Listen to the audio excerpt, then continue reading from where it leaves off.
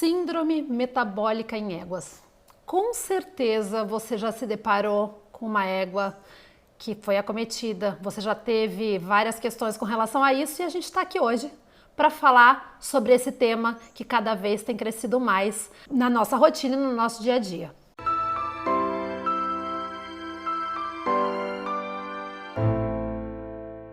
Seja bem-vindo a mais um In Vitro Academy. Eu sou a Guta Alonso, sou médica veterinária, especializada em reprodução equina. Eu sou proprietária da Rama Reprodução Equina, onde a gente vem trabalhando desde a primeira TE de ICSI aqui no Brasil, junto com a In Vitro. É um prazer enorme estar aqui com vocês para falar de um assunto, gente, que realmente é muito desafiador. Para variar, a Perla me convida para assuntos cabulosos que ninguém com certeza queria falar sobre, né? Então vamos conversar um pouco sobre a síndrome metabólica em éguas. Bom, essa figura representa exatamente o que aconteceu no momento que a Perla me propôs esse tema. E, na verdade, eu acho que a gente precisa cada vez mais parar para pensar nas coisas e, sobretudo, parar para pensar na fisiologia por trás. Porque a gente quer respostas, a gente quer uma rotina fácil e a gente sabe que mexer com cavalo é bem longe disso. Então, foi isso que aconteceu comigo ao longo de todo o meu projeto dessa aula. Eu espero passar um pouquinho desse desespero, dessa angústia, desse questionamento para vocês e, é claro, trazer um pouco de alento para a gente trabalhar cada vez melhor com as alterações endócrinas nas éguas. E o foco aqui dentro da Academy é a gente falar um pouco sobre tudo isso e pensar no que vai influenciar nas nossas doadoras de embrião, que são as nossas matrizes que a gente quer coletar ócitos, excelentes resultados a gente quer obter, então é mais sobre isso que é a nossa aula. Mas para começar lá atrás, eu quero fazer vocês pararem para pensar no seguinte: o cavalo, né, na evolução das espécies, né? O cavalo, ele vivia dentro de uma baia? O cavalo comia concentrado? Não. Então eu deixei essa figura que eu criei com inteligência artificial para a gente pensar que antigamente os cavalos estavam soltos nos prados, que eles andavam em bandos, então eles tinham que caminhar para se alimentar, fazer um exercício todos os dias, que a gente tinha toda a intempérie das mudanças de clima, né? Verão, outono, inverno, tudo isso acontecendo nesse indivíduo. Ou seja, a seleção natural preparou esse cavalo para essa condição e não para a condição que a gente tem hoje, nos nossos aras, nas hípicas. E eu acho que se isso ficar muito claro para vocês, certamente muita coisa vai mudar na forma que vocês vão enxergar a síndrome metabólica. E não só a síndrome metabólica, né? As alterações endócrinas como um todo, a gente sabe que a gente também vai ter a disfunção da parte intermédia da pituitária e se fala muito sobre hipotireoidismo e depois a gente vai conversar um pouco sobre isso também. Mas o que eu quero que vocês saiam daqui pensando no final dessa aula é como isso foi selecionado e o que a gente faz hoje, porque eu acho que realmente a gente vai conseguir ter resultados muito mais eficientes e talvez parar para repensar muitas das coisas que a gente faz. E mais, né? Eu sempre converso sobre isso, a égua é muito mais do que um útero, um ovário, para a gente que mexe com reprodução. A gente tem um costume feio de ficar resumindo aquele animal ao sistema reprodutivo, ao sistema locomotor. Nós, como médicos veterinários, a gente tem que pensar no animal como um todo. Então aqui, as doadoras, elas são um indivíduo inteiro.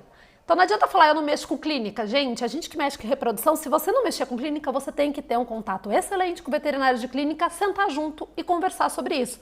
Porque o metabolismo, ele é interligado. Ninguém separa a égua em duas metades, então eu queria deixar isso bem claro para vocês.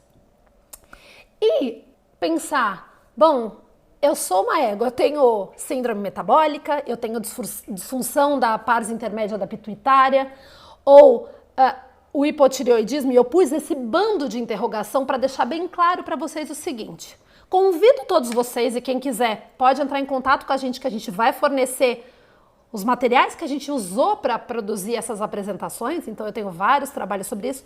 Hipotireoidismo como doença de base no cavalo é muito raro, tá? Então, normalmente, o hipotireoidismo não é uma condição e muita gente trata os animais como hipotireoideus, quando na verdade a gente tem uma condição de base metabólica, seja síndrome metabólica ou síndrome metabólica associada com a disfunção da parsa intermédia da pituitária, e isso sim levando ao hipotireoidismo. Só para a gente conversar bem claramente sobre essas diferentes alterações metabólicas. E o que é muito legal é a gente fazer um paralelo com o ser humano, né? No ser humano, a obesidade vem vindo, né, e a síndrome metabólica em humanos como uma doença infecciosa. Ela está se alastrando pela população de uma forma importante e está levando, gente, a custos altíssimos de diagnóstico e tratamento. E a gente tem que lembrar que no ser humano, né, a gente vai ter aterosclerose, doenças cardiovasculares e, muito importante nas mulheres, quanto a gente tem visto de meninas jovens tendo síndrome do ovário policístico. Garanto que muitas de vocês pensaram, nossa, a Guta tá ouvindo meus pensamentos, ela sabe que eu tenho síndrome do ovário policístico? Isso está cada vez mais frequente. Por quê? Porque você tem uma perda da sensibilidade à insulina e aí você acaba tendo todo um comprometimento da função reprodutiva das mulheres. Então, sim, isso acontece em mulheres e muita gente pode aprender olhando a síndrome do ovário policístico em mulheres para a gente entender o que acontece na égua. Nos cavalos não está diferente disso. É uma doença em ascensão, a prevalência está aumentando cada vez mais. O diagnóstico correto, e veja, isso é uma coisa que eu quero frisar muito claramente aqui. Não é tudo que é síndrome metabólica, porque antigamente, quando eu dei uma palestra em 2013 na SBT lá em Salvador, falando sobre síndrome metabólica, na época assim, nossa, uma coisa super nova. E 11 anos depois, agora é quase que tudo é síndrome metabólica. Aí todo mundo olha para sua cara e fala assim, não, para de falar bobagem. Eu acho que a gente tem que ter muito cuidado com os diagnósticos adequados. E isso a gente vai conversar ao longo dessa apresentação. E também fazer cada vez mais pesquisas acerca da obesidade, das alterações endócrinas, para a gente conseguir trabalhar em todas as frentes, melhorando toda a parte, tanto clínica desses animais quanto reprodutiva. E, muito importante, é uma questão de bem-estar animal, gente. E necessita de tratamento. E um dos grandes entraves que a gente enfrenta nisso é com o proprietário. Os proprietários têm dó dos cavalos. Outro dia eu estava conversando com o pai da minha filha, ele falou que ele tem dó da minha filha quando ele fala para ela não comer alguma coisa. Gente, deixar de se alimentar, por exemplo, de um concentrado para um cavalo não tem dó nenhuma. Ele é um herbívoro, ele foi feito para pastar. Então a gente tem que tomar muito cuidado com essa questão, porque a gente acaba humanizando um animal que não é humano. Então eu queria deixar bem claro que a gente tem um grande desafio. Eu aqui tenho pessoas que trabalham comigo e clientes que não querem que eu deixe de tratar os animais ou que eu tire o concentrado por dó. E pode parecer assim um papo, mas não é seríssimo. E isso a gente tem que cada vez mais usar a ciência ao nosso favor para conscientizar esses proprietários e conseguir melhorar o manejo desses animais. E eu quero, essa imagem, eu quero que vocês levem para sempre. Um animal obeso ou com adiposidade regional aumentada é um animal inflamado. Se vocês entenderem isso no final dessa apresentação, eu estou muito contente.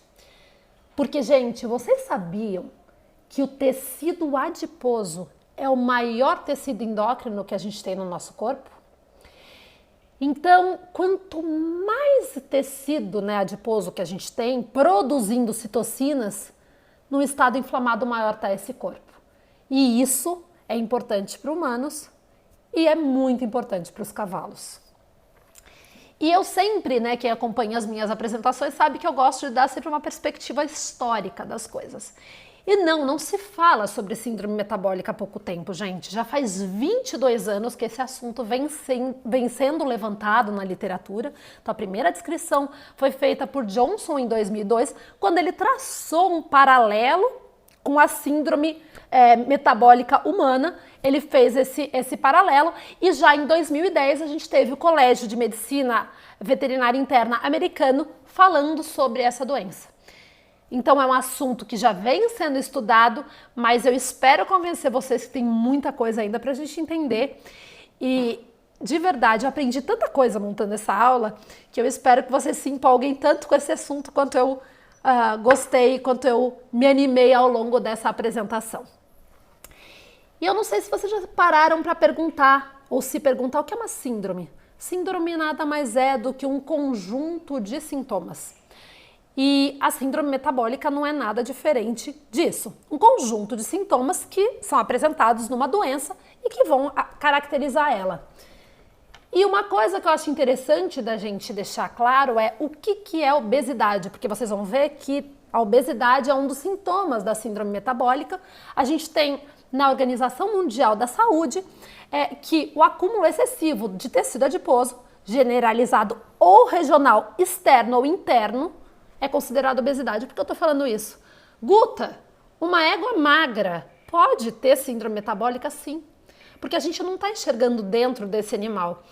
E vocês vão ver que a gente tem predisposição de algumas raças, tem alguns animais que são extremamente finos e tem acúmulo de adiposidade regional. E sim, esses lugares acabam produzindo essa inflamação sistêmica e causando também síndrome metabólica. Então, só para a gente ter isso muito bem estabelecido. Em geral, a gente tem 3 fatores importantes dentro da síndrome metabólica: a obesidade, a hiperinsulinemia e a desregulação da insulina. E aí você vai falar, mas eu ouvi falar em sensibilidade à insulina. Gente, hoje em dia a gente fala de desregulação como uma forma mais abrangente. E por que isso é tão importante de forma geral? Porque esses 3 fatores levam geralmente a gente a ter laminite nesses cavalos. Ou você já teve aquela doadora que você falava assim, nossa, o casco dela é sensível. Não é laminite clássica, clínica. Não é aquele bicho que vai ter rotação de falange. Mas sabe aquele bicho que pisa em ovos? Então tomem cuidado com esses animais, porque isso é um indicativo de que talvez você tenha uma laminite que fica mascarada e você acha que não é laminite e você já tem alteração nas lâminas desse casco. E como eu falei para vocês, dentro da síndrome metabólica equina, a gente tem os fatores predisponentes. Quais são esses fatores predisponentes? Bom, já provei para vocês, ou espero que vocês tenham ficado convencidos, de que a gente faz todo o manejo alterado do que era natural na natureza, né, dos animais soltos, no pasto, nos prados e campinas, a gente muda tudo. Então vamos lá, o animal caminhava, o exercício, ele mora onde? A maioria das vezes dentro de baias. O animal precisava procurar esse alimento e o alimento sofria variação ao longo do ano. Nós colocamos ele dentro de uma baia e mais, a gente coloca capa, ou seja, não tem estresse de temperatura nenhum. E eu falei para vocês que eles são feitos para comer capim. E a gente vai lá e fornece concentrado, vários alimentos que têm alto, né, índice insulinêmico. Então tudo isso, essa dieta inadequada leva esses animais a terem essas alterações. Falta de exercício junto com obesidade, com essa adiposidade regional e genética. A gente vai ver que genética é uma coisa muito importante. O indivíduo, assim como nós seres humanos, tem gente que você fala, nossa, aquela pessoa não engorda de jeito nenhum. E tem gente que tem tendência a ter maior ganho de peso. E a raça. E qual é a realidade, então, hoje do cavalo? Nós não temos perda de peso mais sazonal. A gente suplementa o ano todo e a gente acha que cavalo gordo é cavalo saudável. Eu vivo lutando com os meus clientes aqui em casa para mostrar para eles que um cavalo obeso não é um cavalo saudável. A gente gosta de ver bicho gordo, né? E muitos bichos de exposição, principalmente, né, que não fazem... Eles são bichos extremamente gordos. E se for magro, ele não vai bem na exposição. Então a gente tem que lutar contra isso. Os alimentos com muito carboidrato.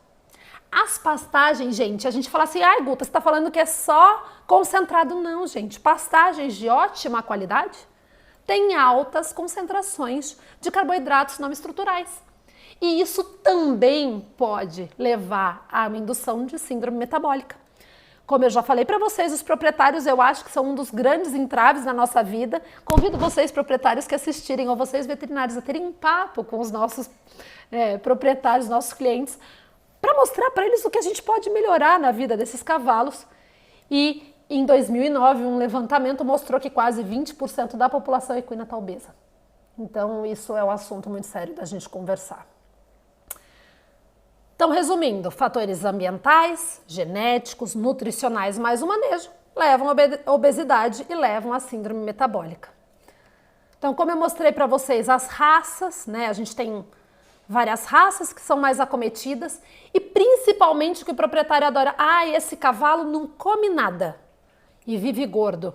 E esse cavalo, o cara acha que ele está economizando super dinheiro, né? Porque ele não precisa dar ração, ele deixa o cavalo no piquete. São aqueles famosos easy keepers que a gente fala. Esses geralmente são os cavalos que são mais acometidos. E o que é importante, gente, é herdável. Então tem um caráter importante de herdabilidade. Pôneis são muito afetados e a gente já tem várias raças. E eu coloquei aqui uma foto de propósito. Quem conhece o Manga Larga Paulista e conhece as minhas éguas, essa é a Sapucaia, a Espanha. São duas éguas, mãe e filha. E elas tinham as duas síndrome metabólica, e a Espanha é a irmã da Madrid, que também tem síndrome metabólica. Então, mostrando que a gente também está perpetuando essa questão e a gente tem que aprender a lidar com tudo isso. Então, vamos lá. Tenho a obesidade e a adiposidade regional. Com isso, eu vou ter uma desregulação de insulina, hiperinsulinemia, hiperglicemia. Geralmente, o cortisol vai estar também bem alto, porque o cortisol é produzido por esse tecido. Vou ter essa desregulação de insulina e muitos desses animais vão ter laminite. Para mostrar para vocês, ó, esse animal obeso do lado esquerdo, né, que a gente está vendo essa foto, você tem uma rotação importante de falange. Por quê? Porque você tem uma alteração, se vocês olharem o mecanismo patofisiológico, você tem uma alteração de circulação nesse casco. E com isso você tem uma alteração das lâminas do casco e você vai ter uma laminite, que é diferente da laminite causada, por exemplo, por endotoxemia. Porque geralmente da endotoxemia você tem uma lesão na membrana basal dessas lâminas e na laminite crônica causada pela resistência à insulina e por todo esse quadro, você tem uma alteração no formato. Então são aqueles anéis de crescimento irregulares no casco. Ai, Guto, você está falando de casco, você foi chamado aqui para falar de reprodução. Tudo isso são coisas para você, quando bater um olho numa égua, que vai ser sua doadora, você olha gordura, você olha casco, tudo isso vai te trazer coisas para você pensar e de repente pensar em diagnosticar essa égua. Então, mostrando para vocês esses animais com pescoço mais saliente, vejam que eu circulei os lugares que ela tem adiposidade regional, nem é uma égua tão gorda. Vocês estão vendo que ela não é gorda aqui na parte do tórax. E é uma égua, que é a Madrid, com síndrome metabólica. Uma outra coisa que a gente vê muito frequentemente é a adiposidade regional no prepúcio dos machos e no úbere das fêmeas. Muitas vezes a gente acha que a égua está mojando e ela só está com acúmulo, e isso é também um indicativo. E muitas delas também acabam produzindo um pouco de leite. Então fiquem de olho em tudo isso. E na direita eu mostrei para vocês aí uma foto de um pescoço, né, com adiposidade, e aí a gente usa aquele score de crista do pescoço, que é um dos fatores que a gente usa como sinal clínico da síndrome metabólica equina. E o que é muito interessante, eu trabalho com Manga Larga Paulista e na minha população de doadoras das minhas éguas, a gente tem uma incidência muito alta de síndrome metabólica nas minhas éguas. E quando a gente abre o abdômen desses animais, vocês conseguem ver a quantidade de gordura que está nessa foto. Isso é uma égua, numa laparotomia. Eles têm um acúmulo absurdo de gordura visceral. E isso a gente não está enxergando. Ai, Guta, você falou um monte, e não começou a falar sobre síndrome metabólica? Gente, isso é muito importante para a gente entender, que senão a gente não consegue pensar nos mecanismos envolvidos. E aí eu vou convidar vocês, eu talvez seja a única que vai falar sobre essas coisas mais chatas, a relembrar um pouquinho das nossas aulas de fisiologia. Vocês lembram o que a insulina faz? Porque a gente fala assim, hiperinsulinemia. O que a insulina faz no organismo? A insulina, Ela é produzida pelas células beta do pâncreas, né, das ilhotas de Langerhans, e elas vão fazer com que a glicose seja levada para os tecidos-alvo.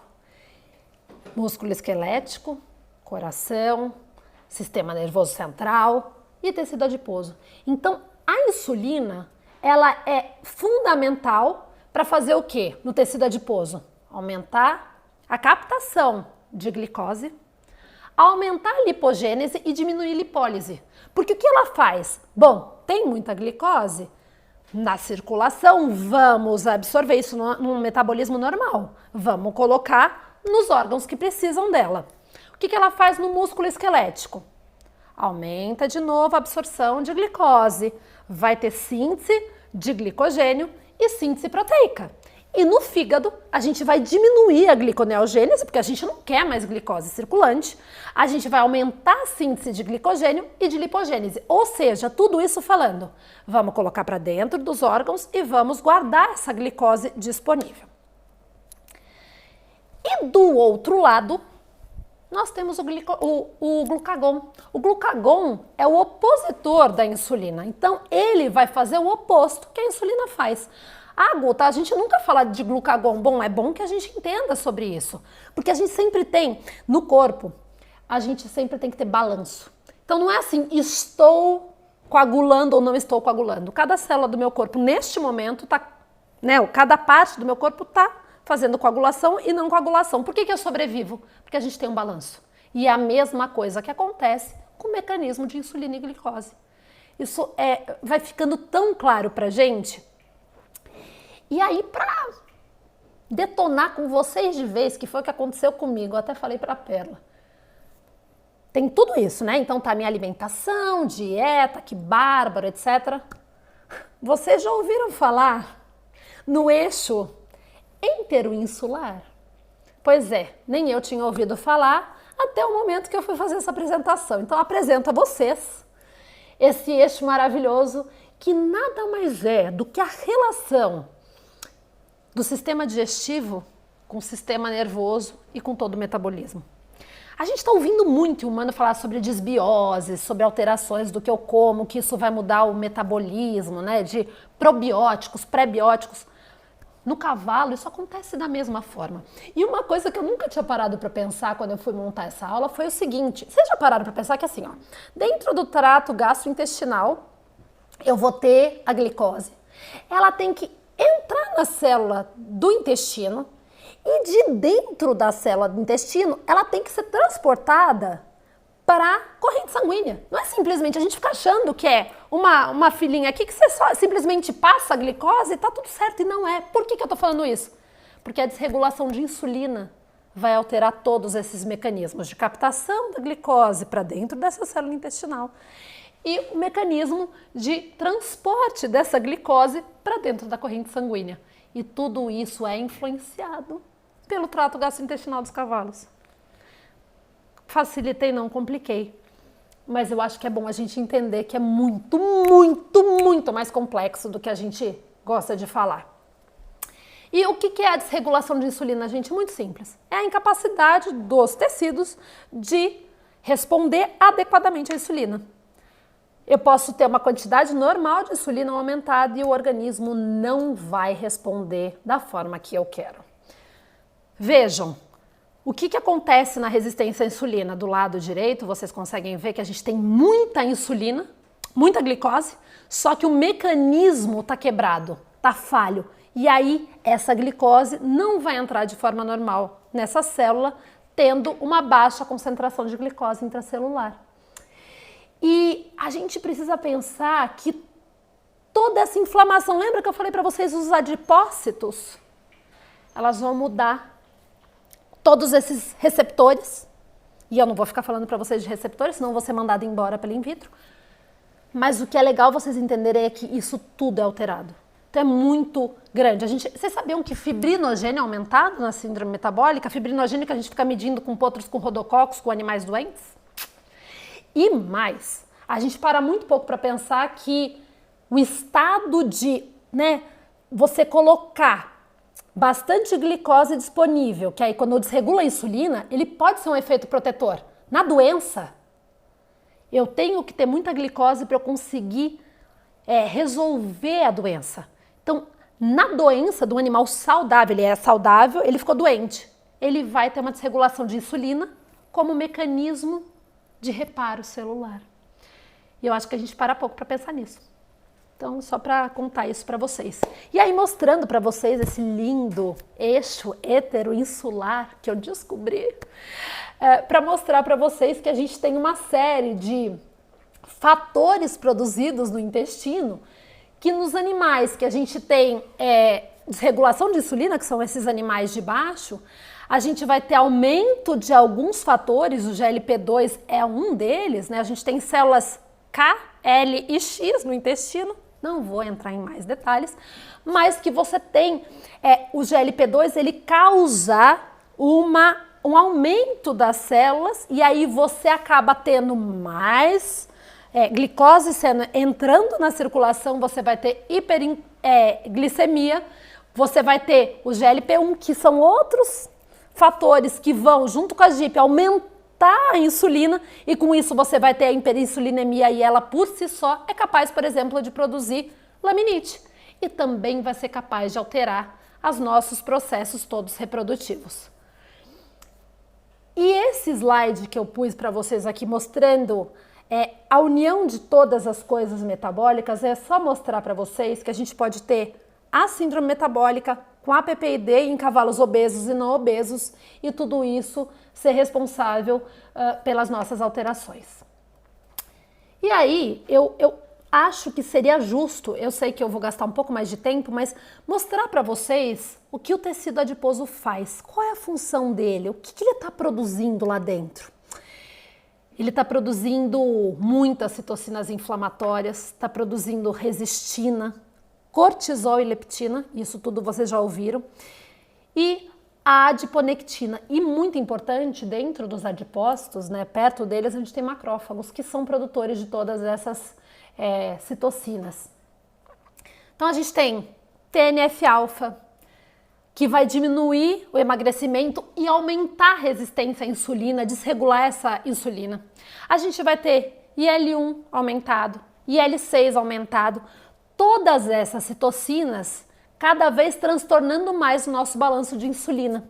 A leptina, que a gente já sabe, que é aquele hormônio que vai avisar, olha, tô satisfeito, quando você tem hiperleptinemia, você tem insensibilidade a ela. Ou seja, o bicho começa a comer muito e aí exacerba mais a nossa desregulação da insulina.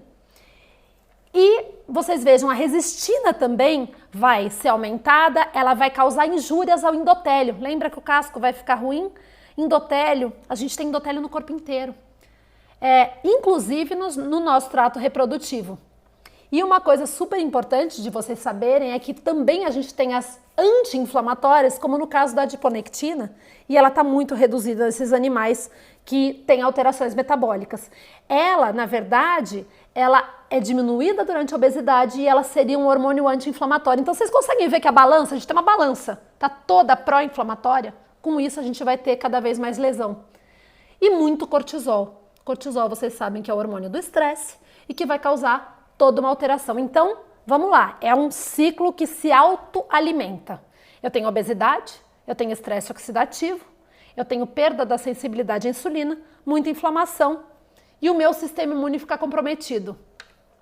E com isso, a gente tem toda uma inflamação sistêmica e que pode ou não prejudicar ainda mais esse animal. E aí eu vou falar um pouquinho para vocês sobre a disfunção da pars intermédia da pituitária, porque eles são alterações metabólicas que elas se encavalam, uma fica perto da outra. E isso é uma opinião pessoal, eu acho que um animal que fica sendo exposto a esse estresse oxidativo que a síndrome metabólica causa ao longo da vida inteira, ele vai estar mais predisposto a quê? A ter um estresse oxidativo nos nossos neurônios dopaminérgicos, no nosso sistema nervoso, e com isso a gente vai ter uma degeneração, causando dessa forma uma alteração na pars da pituitária, da intermédia da pituitária. Então, para mim, a gente tem uma talvez uma relação. Não tem nada escrito na literatura, é uma opinião pessoal, mas as coisas conversam muito, sabe? E geralmente a PPID a gente vai ter em cavalos mais velhos, a partir de 10 anos. E aí vocês lembram que a gente tem um aumento dos peptídeos derivados da própria melanocortina, que a gente vai ter adrenocorticotropina, os hormônios melanócitos estimulantes, beta-endorfina, entre outros. E no caso da PPID, a gente vai ter o quê? Aumento dos pelos, vai ter perda de massa muscular, laminite, poliúria e polidipsia. A alteração da distribuição de gordura acontece nos dois. Imunossupressão. São animais mais letárgicos, porque esses hormônios que ficam produzidos demais, o animal fica com aquela cara de plenitude e na verdade ele está sedado. A gente tem animais com infertilidade e com alterações também neurológicas. Então aqui só para vocês olharem, né, os animais com síndrome metabólica equina em paralelo, né, do lado dos animais com PPID, a gente tem coisas que são comuns. Muitas vezes eles têm também hiperinsulinemia, o que o pessoal adora chamar de hipotireoidismo, e eu coloquei entre aspas para a gente sempre lembrar que ele é uma consequência e não uma doença de base inicial. Então eu só queria que vocês pensassem sempre que nem tudo é síndrome metabólica, que nem tudo é adenoma da pars, né, disfunção da pars intermédia da pituitária, e ter isso na cabeça de vocês. E aí, Guta, falou feito uma matraca. O que isso tem a ver com a reprodução? Andiamo. O que a gente tem na literatura sobre isso? Bom, hoje a gente já tem que esses animais desregulados, você tem muitos deles que têm ciclo anormal, anormalidades reprodutivas, ciclos estrais prolongados, endometrite, às vezes anestro. Quantas éguas por aí vocês não tiveram que fizeram folículos anovulatórios do nada? E são sempre essas éguas problema, que elas ficam fazendo ciclos anovulatórios. Ou aquela égua que tem uma endometrite exacerbada quando você insemina ela. E, além disso, a gente tem que pensar que talvez, né? Vocês lembram que o IGF, eu vou mostrar para vocês, tem todo um sistema dentro do ovário. Será que não tem, né, um efeito direto? Então vamos pensar que essas éguas sim estão nos dando alguns indicativos de que talvez a síndrome metabólica esteja acontecendo. Olha que legal, né? Os neutrófilos que são hiperestimulados, porque lembra que tem muito cortisol, então tem muita inflamação, tudo fica inflamado, gente. A inflamação ela não fica restrita. E aí você tem um burst oxidativo, você tem muito mais inflamação e com isso muita inflamação, mais óxido nítrico no útero, mais óxido nítrico no útero, vocês lembram? Ele é relaxante, mais líquido, mais inflamação. Então tudo isso está concatenado. Esses animais têm muito maior chance de ter esses problemas.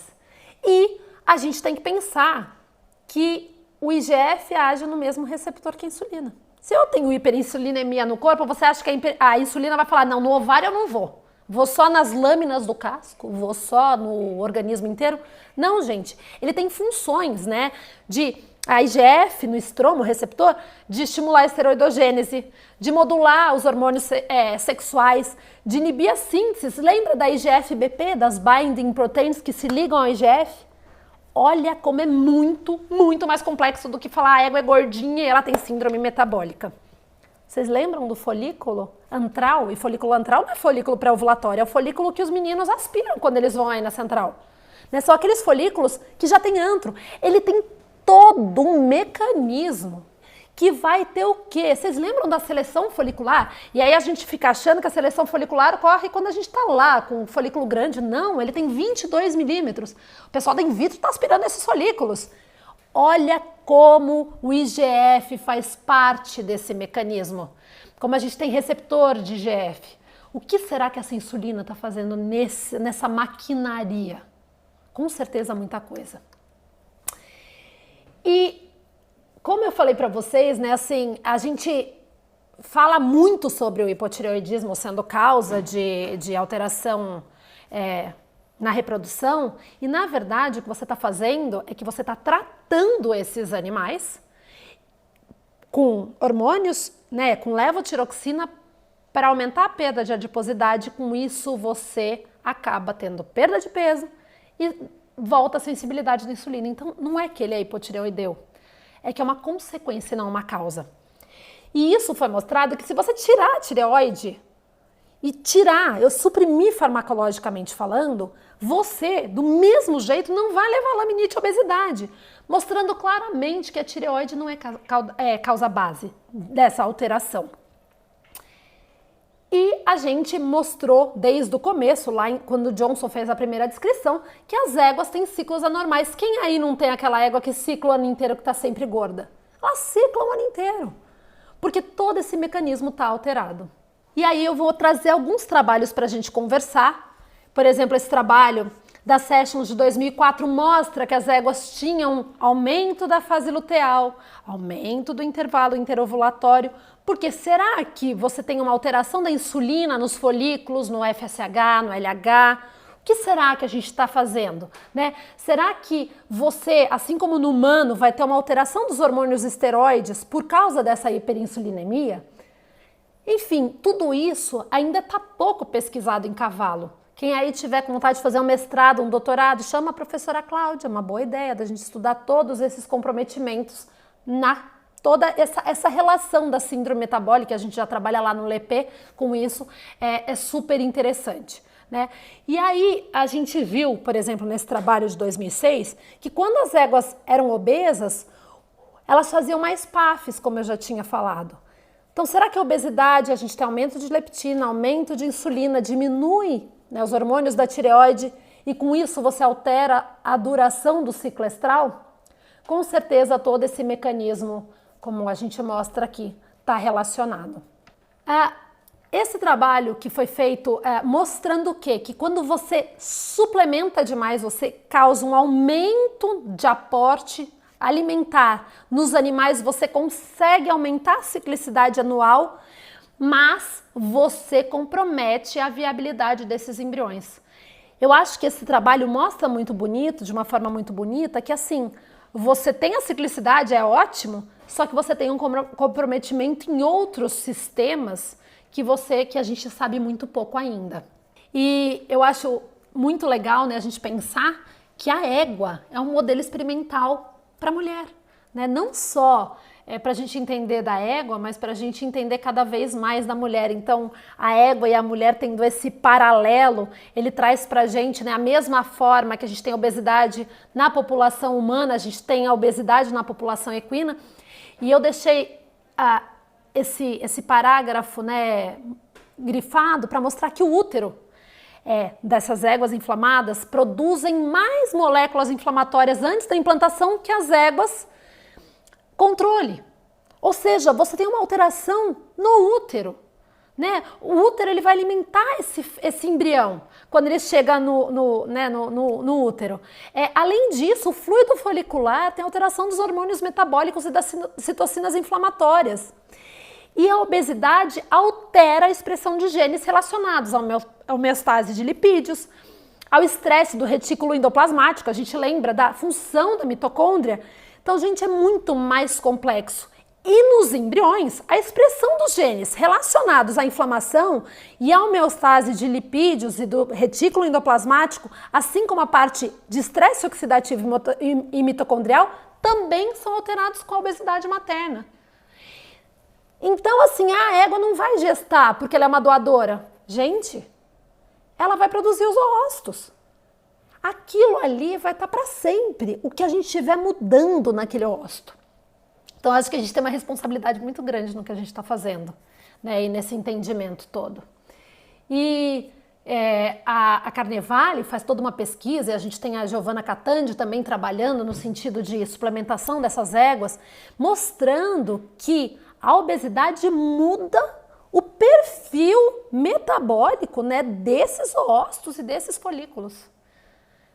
Então, eu acho que a gente tem que ter um cuidado muito grande para entender esses aspectos.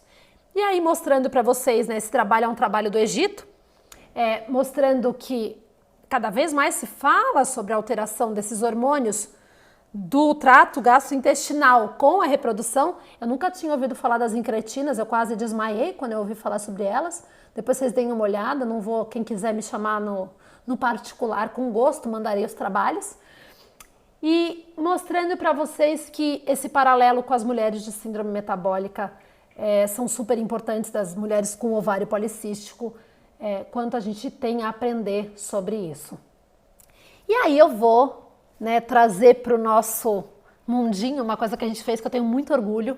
Nós, no trabalho do grupo do LEPE, com a professora Cláudia, com a Fernanda Jordão, a gente fez um trabalho que eu acho lindíssimo, mostrando, e aí é da égua gestante, mas é só para plantar umas discórdias na cabeça de vocês, a influência da lactação no metabolismo da glicose e da insulina, no perfil lipídico e das citocinas nas éguas prenhes. Nossa, Guta, mas você vai falar das éguas prenhes? Sim, a gente não tem receptora que vai emprenhar desses embriões de ICSI?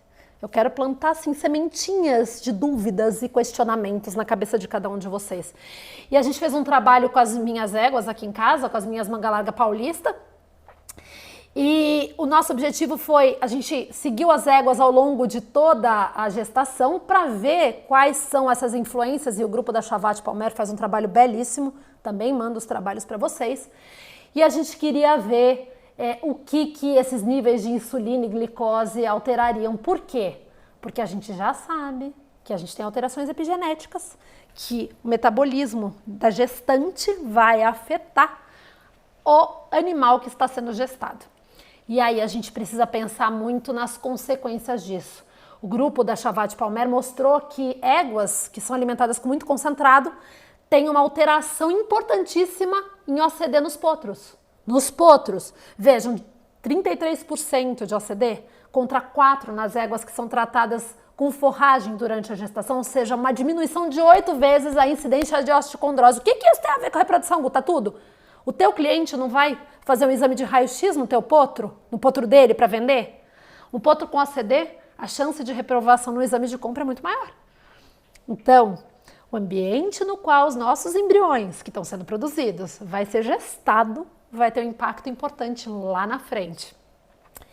E aí a gente fez a avaliação das éguas lactantes, então as éguas que estavam prenhes e lactando, e as éguas que estavam vazias, que estavam sem potro ao pé e lactando. Por que a gente fez isso? Na natureza, geralmente, ou a égua está crescendo e prenhe, tem um balanço energético negativo, ou a égua está prenhe e lactando. Então isso é o natural. O organismo foi selecionado para isso. E a gente muda tudo isso. Então a gente mostrou que a gente fez durante toda a gestação até 21 dias pós-parto, fizemos teste de oral de açúcar para fazer toda a avaliação da insulina e da glicose, e a gente mostrou coisas importantíssimas. A gente mostrou que a gente tem um perfil diferente em vários momentos da glicose, da insulina, e olha que legal esse gráfico. Vocês conseguem ver que aqui é a concentração basal de insulina nas éguas. Durante a gestação, para quem que eu quero que a glicose vá? Para o potro. Então, uma desregulação da insulina é fisiológica. Só que eu tenho que tomar cuidado para ela não virar doença. E aí depois, no pós-parto, quando a égua começa a ter lactação, que aí eu tenho uma demanda energética grande, olha o que acontece com a insulina, nessa última amarela, ela despenca. Então, olha como o organismo é maravilhoso. E aí, a gente comparando as lactantes com as não lactantes, durante todo o nosso projeto, a gente mostrou que as não lactantes, que são as éguas, geralmente, que a gente tem nas centrais de forma geral, que são as éguas que geralmente estão mais gordas, que a gente, quando trata, elas não estão com o potro a pé, a gente começa a dar bastante concentrado, elas ficam extremamente gordas, a gente tem uma diferença de insulina, de glicose, de resposta aos testes orais, de Risk-Mirg, se vocês lembram, é sensibilidade à insulina e capacidade de produção das células beta do pâncreas de insulina. Então a gente tem as éguas não lactantes o tempo todo beirando a síndrome metabólica equina. Então só para mostrar para vocês que tudo isso planta uma semente de discórdia. Será que a gente tem que mudar alguma coisa? Bom, eu acho que sim. Convido vocês para pensarem com a gente. Então a gente mostrou que sim, a gestação influencia a glicose e a insulina, que as éguas lactantes têm um perfil mais metabolicamente normal e isso causa realmente um questionamento de como a gente deve agir daqui para frente ou até conversar sobre. E aí, o que será que esse estado vai influenciar o meu potro no nascimento? A saúde, a performance dele? cenas dos próximos capítulos definitivamente. Eu trouxe esse trabalho belíssimo que foi feito por um grupo lá no Texas e no North Dakota, mostrando, eles pegaram éguas que foram super nutridas e durante o terço final da gestação, que é quando o potro cresce, para ver a influência disso nos neonatos. Esse trabalho é um trabalho que a gente, os 16 potros, do grupo, 8 animais do grupo controle, 8 animais do grupo super nutrido, eles nasceram e foram eutanasiados com 2 horas de nascidos e foram feitas uma série de avaliações, e uma coisa muito bonita que eles viram foi que você tem uma alteração nas fibras musculares desses potros, assim como em porcos, que eles viram isso em porcos. Então a gente tem um aumento no diâmetro das fibras musculares e a gente tem mais fibras musculares que aguentam fadiga, mas não são fibras musculares de explosão. O que isso tem a ver? A gente não quer muitas vezes fibras musculares de explosão nos nossos atletas? Só quero mostrar e plantar essa sementinha de que a nutrição das nossas éguas prenhes vai afetar inclusive o perfil músculo-esquelético e mais o metabolismo do pâncreas, da produção de hormônios dos nossos adultos que a gente está produzindo agora. Só para vocês pensarem. Bom, Guta, e como eu vou utilizar o que você falou tudo até agora na prática? Eu acho que uma coisa muito importante é fazer um diagnóstico correto, né? E cada vez mais a gente ter parceria com os laboratórios e com as pessoas que entendem de endocrinologia. A gente tem a BET e uma série de pessoas que entendem disso para estar do nosso lado, né? Eu acho que essa troca de informações é super importante. Hoje a gente tem a possibilidade aqui no Brasil de fazer testes de insulina, né? Fazer esse teste oral usando o caro para fazer esse diagnóstico apropriado. Os testes, né, de clamps euglicêmicos, de teste com insulina, eles não são práticos. Eu acho que é importante a gente entender, quem quiser conhecer mais profundamente, mas a gente precisa ter coisas a campo, né, que a gente possa utilizar no nosso dia a dia e saber interpretar os resultados. Coisas importantes. Os resultados, gente, né, e cada laboratório tem sua referência, é importante vocês verem isso, depende, tem diferentes métodos de mensuração de insulina, a gente tem que tomar muito cuidado com os valores de referência. O que importa é que esses valores de referência mudam com estresse. O animal pode se estressar, o animal pode ter cuidado com o jejum, cuidado com a alimentação, cuidado com a coleta, cuidado com a manipulação dessas amostras que vão ser enviadas. Por exemplo, a insulina fica ok refrigerada por 3 dias, né, no soro ou no plasma, mas se for demorar mais tempo, o ideal é você congelar e enviar depois. Então tudo isso vai influenciar, você pode fazer um diagnóstico negativo errado ou um diagnóstico positivo errado. Então eu acho que a gente tem que ter muita parcimônia e muito cuidado, porque eu hoje acho e acredito que se diagnostica muito fácil as alterações endócrinas e a gente acaba pecando nesse sentido. E o tratamento desses animais, né, que têm alterações metabólicas, um grande tratamento é exercício, né? A gente acaba deixando os animais parados. Muitos animais, um exercício vai ajudar demais. Ah, Guta, mas e aquele animal com laminite? Obviamente que animais com alterações ortopédicas a gente não tem como fazer exercício, mas assim como no ser humano, o exercício não precisa gastar dinheiro, não precisa fazer, né, não usar drogas. É uma forma super saudável de fazer com que esse animal consiga voltar a responder de forma adequada à insulina. Uma outra coisa, em éguas, eu penso muito sempre, né, não nas doadoras, mas nas receptoras, quando for possível, ter receptoras paridas e prenhes. Porque isso é o que é natural. Eu aqui em casa estou usando bastante das receptoras que estão paridas para a gente usar como receptora dos embriões. Porque eu faço um perfil metabólico mais legal, né? Mais próximo do fisiológico. Cuidar muito com o manejo dietético. Então, ter uma parceria legal. E veja, o Gerson vai falar com você sobre nutrição. Não sou eu que vou falar sobre isso, estou fora. Mas conversar com as pessoas que entendem, né, de dieta, de nutrição, que meu Deus, é um mundo maravilhoso que a gente precisa ter alguém para nos ajudar. A gente pode usar, por exemplo, levotiroxina como um adjuvante no nosso tratamento para aquele animal que não perde peso. Para quê? Para eu tentar diminuir a adiposidade, causar perda de peso, e diminuindo a adiposidade, diminui gordura, diminuindo inflamação, e com isso eu volto a sensibilizar esse organismo à insulina. Se estudou bastante sobre metformina em cavalos, assim, já está sendo, que muita gente, se você que está ouvindo tinha resistência à insulina, com certeza muitos seres humanos já tomaram metformina para sensibilizar a insulina, ela está sendo substituída pelos inibidores de transportadores, né, que são sódio, glicose, associados a esses transportadores SGLT2, essas drogas inibidoras. O que elas fazem? Olha que demais, eu não sabia disso, aprendi para essa aula. Nos túbulos renais, 90% da glicose é absorvida no trecho inicial pelo SGLT2. O que acontece é que ele pega e capta a glicose de volta, ela é liberada e ele capta. Hoje em dia a gente usa inibidor, por quê? Porque essa glicose ela cai no túbulo e vai ser excretada pela urina. Então essa é uma alternativa farmacológica que se usa em humanos e que está começando a ser utilizada em cavalo, mas ainda está começando a ter a utilização desses tratamentos, ainda é caro, são as gliflosinas. Ai, gente, é difícil de falar mesmo. Alguns de vocês talvez já usem essas drogas. A gente também, lembra que eu falei que tem todo o estresse oxidativo?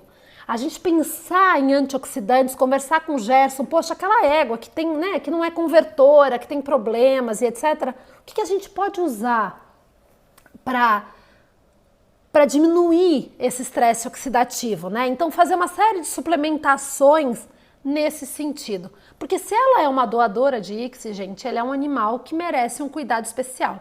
Então, olha, o que eu estou sugerindo? Vamos juntar nós da reprodução com os clínicos, com os endocrinologistas e com os nutricionistas. Aí a gente vai fazer um time, vamos fazer um congresso para todo mundo discutir sobre essas doadoras, sobre os garanhões, juntar todo mundo para a gente entender cada vez mais sobre toda essa fisiologia por trás dessas alterações. E aí a gente pensar, né, nos cavalos obesos em mudar a alimentação, e isso o Gerson vai falar com vocês, de mudar a forragem, de mudar os concentrados administrados. O que é o manejo ideal desse alimento? Poxa, uma dieta com baixo teor de açúcar, por exemplo, eu não tenho como medir, o meu cavalo come feno. Uma coisa que dá para fazer, por exemplo, é deixar esse feno em água fria para baixar a concentração desses carboidratos não estruturais para a gente oferecer para essas éguas. E sempre cuidar com esses pastos, porque a gente tem a mania de achar que como é pasto, é verde, é forragem, você não tem um alto índice glicêmico. E outra coisa muito legal é pensar na forma de dar, né, o feno. Então, por exemplo, a gente acaba botando uma pasta de feno e o cavalo come tudo de uma vez e acaba tendo um pico insulinêmico e depois passa um tempão sem comida. Então, será que a gente pode ter mecanismos de fazer com que essa alimentação seja mais constante, mais dificultada para parecer mais do que é normal na natureza? Bom, o Gerson com certeza vai trazer mais informações para a gente sobre isso. E aí, a gente tem que pensar que uma boa nutrição, um bom manejo farmacológico, manejo de exercícios vai fazer com que éguas, eventualmente, que não tinham resultado, acabem tendo resultado. Essa é uma égua, uma quarta de milha que a gente trabalhou, que a gente tratou para PPID, né? A gente usou cabergolina nela, para tratar a disfunção da pars intermédia da pituitária dela, e era uma égua que não tinha gestação e não convertia, e junto com o pessoal da in vitro a gente teve 8 embriões e 7 gestações e 7 potros nascidos dessa doadora. Então mostrando que um bom manejo funciona. Agora, como casa de ferreiro, espeta de pau, a Galáxia Minha Égua a gente já aspirou acho que 8 vezes e a gente nunca conseguiu embrião. Então nem tudo são flores, tá, gente? E a gente tá tentando, ela é uma égua que tem insulina basal de 60, então ela é uma égua super metabólica, que a gente não consegue nem fazendo ela passar fome diminuir isso, só para mostrar que não é lindo, tá? Não é fácil, que é um super desafio, mas que é possível. E aí, pensar também, como eu falei para vocês, na nutrição dessa égua prenhe, do terço final, da gestação, desse crescimento, do que essa nutrição desses potros vai ter, né, de influência na vida. E eu termino falando para vocês consultarem, mirem nesse QR Code, vocês vão para esse site do grupo de endocrinologia equina, tem 3 formulários, não é formulários, na verdade, 3 manuais, um sobre PPID, um sobre síndrome metabólica e um sobre manejo geral, incríveis, que eu garanto que quem tiver curiosidade para entender um pouco mais sobre tudo isso, eu queria passar o dia falando sobre síndrome metabólica equina e sobre todas as influências que a gente tem, mas não temos tempo. Então, mirem nesse QR Code, qualquer coisa podem me chamar. Vai ser um prazer enorme conversar com vocês sobre isso. E com certeza esse projeto aqui, ele vem não para dar respostas. Esse material, com certeza, daqui a um mês já vai ter coisa nova aparecendo por aí. Mas muito mais do que trazer respostas, é trazer questionamentos e fazer todos nós pensarmos um pouco mais nos nossos cavalos e no metabolismo. Muito obrigada!